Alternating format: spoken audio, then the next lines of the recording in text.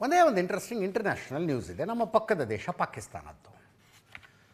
ಪಾಕಿಸ್ತಾನದಲ್ಲಿ ಬೇರೆ ಬೇರೆ ಪ್ರಾಂತ್ಯಗಳಿದ್ದಾವೆ.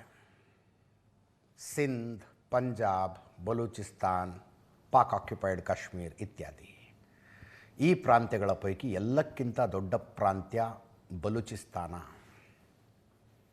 ಆ ಬಲೂಚಿಸ್ತಾನ ನಾವು ಪಾಕಿಸ್ತಾನದವ್ರು ಅಲ್ಲೇ ಅಲ್ಲ ಅಂತ ಹೋರಾಟ ಮಾಡ್ತಾ ಇದ್ದಾರೆ. ನಮ್ಮದು ಪ್ರತ್ಯೇಕ ರಾಷ್ಟ್ರ ಅಂತ. ಪ್ರತ್ಯೇಕ ರಾಷ್ಟ್ರ ಅನ್ನೋದು ಬೇಡಿಕೆ ಅಲ್ಲ ಅವ್ರದ್ದು, ಯಾವತ್ತೂ ಈಡೇರಿದ ಬೇಡಿಕೆ ಅದು.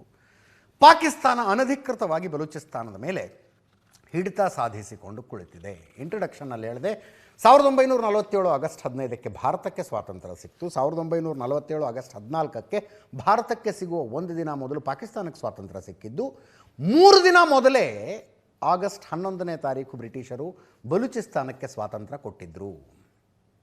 ಆದರೆ ಮೊಹಮ್ಮದ್ ಅಲಿ ಜಿನ್ನಾ ಸೈನ್ಯ ನುಗ್ಗಿಸಿ ಬಲೂಚಿಸ್ತಾನವನ್ನು ವಶಪಡಿಸಿಕೊಂಡು ಬಿಟ್ಟಿದ್ದ. ಆವತ್ತಿನಿಂದ ಇವತ್ತಿನ ತನಕ ಹೋರಾಟ ಮಾಡ್ತಾನೇ ಇದ್ದರು ಬಲೂಚಿಗಳು. ಈಗ ನಮ್ಮದು ಸ್ವತಂತ್ರ ರಾಷ್ಟ್ರ ಅಂತ ಘೋಷಣೆ ಮಾಡ್ಕೊಂಡಿದ್ದಾರೆ. ನೆನ್ನೆ ಘೋಷಣೆ ಮಾಡಿಕೊಂಡಿದ್ದಾರೆ ಆಗಸ್ಟ್ 11ಕ್ಕೆ. ನೋಡಿ, ಅಲ್ಲಿ ಸೇರಿರೋ ಜನ ನೋಡ್ತಾ ಇದ್ದೀರಿ.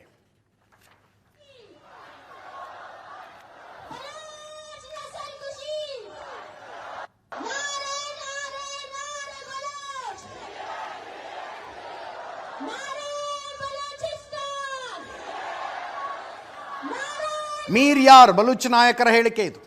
ಬಲೂಚ್ ಸ್ವಾತಂತ್ರ್ಯವನ್ನು ಅಂತಾರಾಷ್ಟ್ರೀಯ ಸಮುದಾಯ ಗುರುತಿಸಬೇಕು. 6 ಕೋಟಿ ಜನ ಪ್ರತಿ ವರ್ಷ ಆಗಸ್ಟ್ 11ನ್ನು ಸ್ವಾತಂತ್ರ್ಯ ದಿನವನ್ನಾಗಿ ಆಚರಿಸ್ತಾರೆ.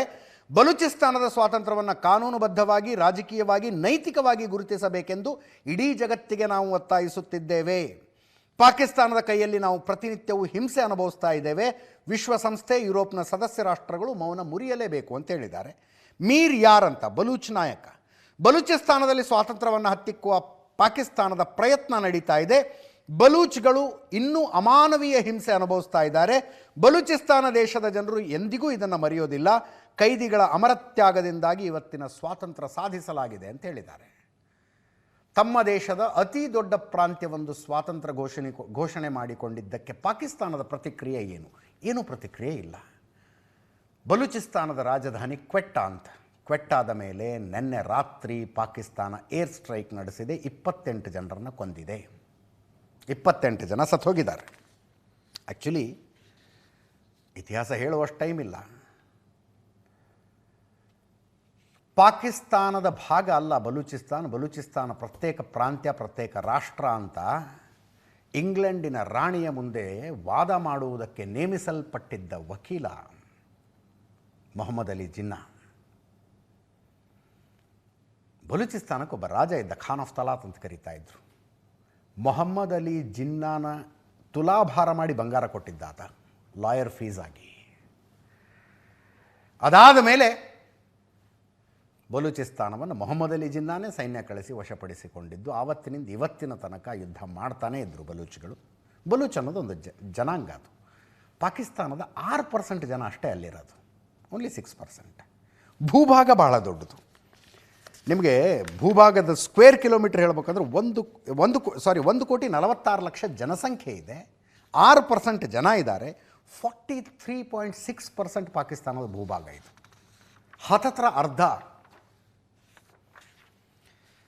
ಪಾಕಿಸ್ತಾನ ದಾಳಿ ಮಾಡಿದಾಗ ಅದಕ್ಕಿಂತ ಮೊದಲೇ ಭಾರತವನ್ನು ಬಲೂಚಿಸ್ತಾನದ ರಾಜ ಪರಿಪರಿಯಾಗಿ ಕೇಳಿಕೊಂಡಿದ್ದ. ನಾವು ಪಾಕಿಸ್ತಾನದ ಜೊತೆಗಿರೋದಿಲ್ಲ, ಭಾರತದ ಭೂಭಾಗ ಆಗಿಬಿಡ್ತೀವಿ, ನಿಮ್ಮ ದೇಶದ ಜೊತೆ ನಮ್ಮನ್ನು ಸೇರಿಸ್ಕೊಳ್ಳಿ ಅಂತ. ಆಗಿರ್ತಾವಲ್ಲ ಬ್ಲಂಡರ್ಗಳು ಅವಾಗಿಂದು. ಈಗ ಬಲೂಚಿಸ್ತಾನ ಪ್ರತ್ಯೇಕ ರಾಷ್ಟ್ರ ಅಂತ ಘೋಷಣೆ ಮಾಡ್ಕೊಂಡಿದೆ. ಇದರೊಂದಿಗೆ ಇವತ್ತಿನ ನ್ಯೂಸ್ ಅವರು ಮುಗಿಸ್ತಾ ಇದ್ದೀವಿ. ನೇರ ದಿಟ್ಟ ನಿರಂತರ ಸುದ್ದಿಗಾಗಿ ನೋಡ್ತಾ ಇರಿ ಏಷ್ಯಾನೆಟ್ ಸುವರ್ಣ ನ್ಯೂಸ್.